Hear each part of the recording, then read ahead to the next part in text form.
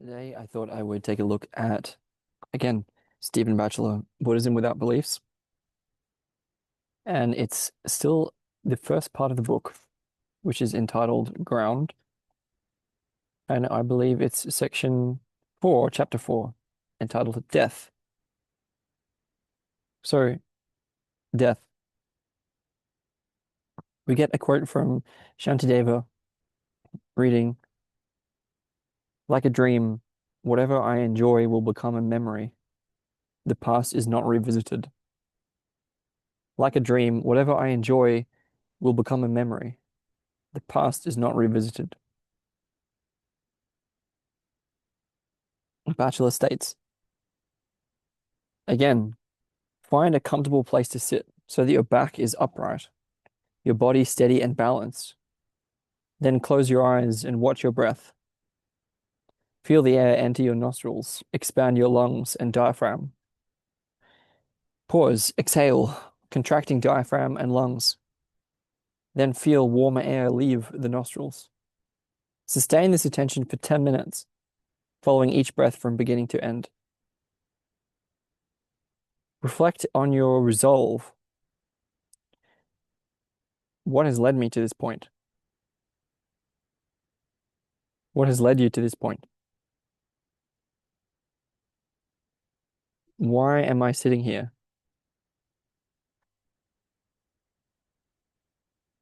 Try not to get caught up in trains of associative thought that lead off into distraction.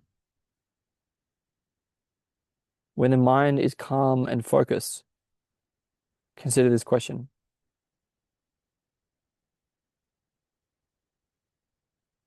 Since death alone is certain, and the time of death uncertain, what should I do?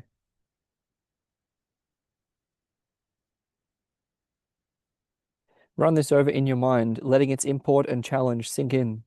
See if the question resonates in the body, triggers a non-verbal mood, a gut feeling. Give more attention to the bodily tone it evokes than to the thoughts and ideas it generates. If you feel such a tone, silently rest in it until it fades. While you find the question intellectually stimulating, it might otherwise leave you cold, or it may provoke only a pale hint of its implications. The aim of this meditation is to awaken a felt sense of what it means to live a life that will stop.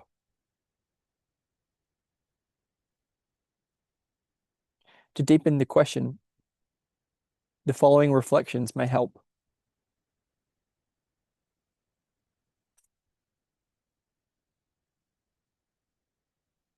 Since death alone is certain. Since death alone is certain, think of the beginnings of life on this earth. Single-celled organisms dividing and evolving, the gradual emergence of fish, amphibians, and mammals, until the first human beings appeared around 5 million years ago. Then the billions of men and women who preceded my own birth a mere handful of years ago. Each of them was born. Each of them died. They died because they were born. What distinguishes me from any one of them? Did they not feel about the uniqueness of their lives, just as I feel about the uniqueness of mine? Yet birth entails death, as surely as meeting entails parting. This miraculous organism, formed of an inconceivable number of interdependent parts, from the tiniest cell to the hemispheres of the brain, has evolved to a degree of complexity capable of the consciousness needed to make sense of these words. Life depends on sustaining this delicate balance, on the functioning of vital organs. Yet I feel it changing with each pulse of blood, slipping away with each breath. I witness my aging, the loss of hair, pain in the joints, wrinkling of skin. Life ebbs from moment to moment. It is as though I'm in a boat that floats steadily downstream. I gaze over the stern, admiring the landscape that spreads out behind the vessel. So absorbed am I in what I behold that I forget that I'm drifting inexorably toward a waterfall, that drops for hundreds of feet.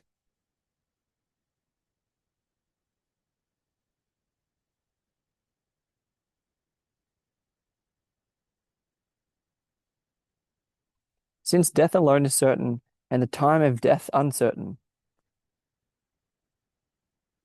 when I try to turn my head around to find how close the waterfall is, I cannot.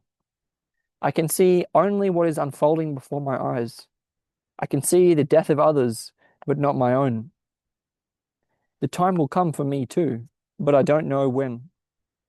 The time will come for me too, but I don't know when. Consider that while statistics assure us that we have a good chance to live to an average age, probability is not certainty. There can be no guarantee that I will live until next week, let alone for many years. Who do I know of my own age who has died? Was there anything about that person that made him a suitable candidate for a sudden or early death? How does he differ from me? I imagine myself in his shoes. Death does not happen only to others, nor when I want it to. This body is fragile. It is just flesh. Listen to the heartbeat. Life depends on the pumping of a muscle. Anything can happen. Each time I cross a road, set out on a journey, descend a flight of stairs, my life is at risk. No matter how cautious I am, I cannot foresee the absent-mindedness of the man in an approaching car, the collapse of a bridge, the shift of a fault line, the course of a stray bullet, the destination of a virus. Life is accident-prone.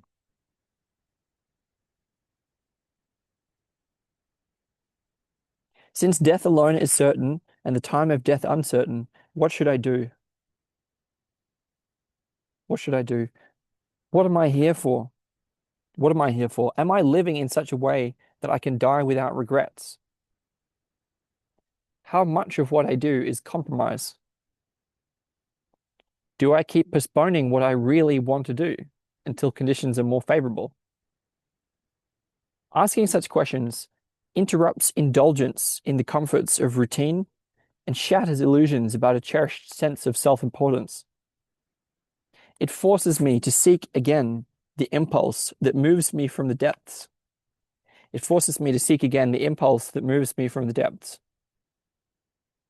and to turn aside from the shallows of habitual patterns. It requires that I examine my attachments to physical health, financial independence, loving friends, for they are easily lost. I cannot ultimately rely on them. Is there anything that I can depend on? Is there anything that I can depend on? It might be that all I can trust in the end is my integrity to keep asking such questions. Questions such as, since death alone is certain, and the time of death uncertain, what should I do? And then to act on them. A reflection like this does not tell you anything you do not already know, that death is certain and its time uncertain. The point is to consider these facts regularly and slowly, allowing them to percolate through you until a felt sense of their meaning and implication is awakened. Even when you do this reflection daily, sometimes you may feel nothing at all. The thoughts may strike you as repetitive, shallow, and pointless.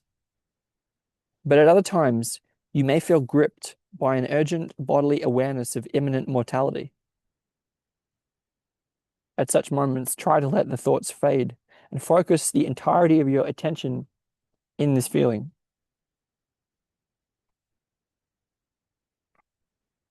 This meditation counters the deep psychosomatic feeling that there is something permanent at the core of ourself that is going to be around for a while yet. Intellectually, we may suspect such intuitions, but that is not how we feel most of the time. This feeling is not something that additional information or philosophy alone can affect. It needs to be challenged in its own terms. Reflective meditation is a way of translating thoughts into the language of feeling. It explores the relation between the way we think about and perceive things and the way we feel about them. We find that even the strongest, seemingly self-evident intuitions about ourselves are based on equally deep-seated assumptions. We find that even the strongest, seemingly self-evident intuitions about ourselves are based on equally deep-seated assumptions. Gradually learning to see our life in another way through reflective meditation leads to feeling different about it as well. Ironically, we may discover that death meditation is not a morbid exercise at all. Only when we lose the use of something taken for granted, whether the telephone or an eye, are we jolted into a recognition of its value. When the phone is fixed, the bandage removed from the eye, we briefly rejoice in their restoration, but swiftly forget them again. In taking them for granted, we cease to be conscious of them. In taking life for granted, we likewise fail to notice it. In taking life for granted, we likewise fail to notice it. To the extent that we get bored and long for something exciting to happen. By meditating on death, we paradoxically become conscious of life. How extraordinary it is to be here at all. Awareness of death can jolt us awake to the sensuality of existence.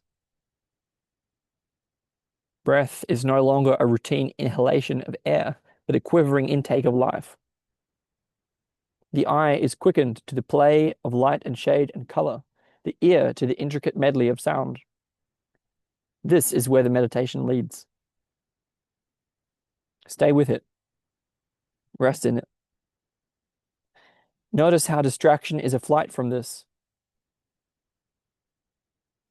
Notice how distraction is a flight from this, an escape from awe to worry and plans. As the meditation draws to a close, return to your breath and posture. Open your eyes and slowly take in what you see in front of you. Before standing up and returning to other activities, reflect for a few moments on what you've noticed or learned. These reflections may prepare us to encounter the actual death of others. The death of someone upsets the illusion of permanence we tacitly seek to sustain. Yet we're skilled in disguising such reactions with expressions and conventions that contain death within a manageable social frame. To meditate on the certainty of death and the uncertainty of its time helps transform the experience of another's death from an awkward discomfiture into an awesome and tragic conclusion to the transience that lies at the heart of all life. Over time, such meditation penetrates our primary sense of being in the world at all. It helps us value more deeply our relationships with others, whom we come to regard as transient as ourselves. It evokes the poignancy implicit in the transitoriness of all things. It evokes the poignancy implicit in the transitoriness of all things. Again, the quote from Shantideva. Like a dream, whatever I enjoy will become a memory. The past is not revisited.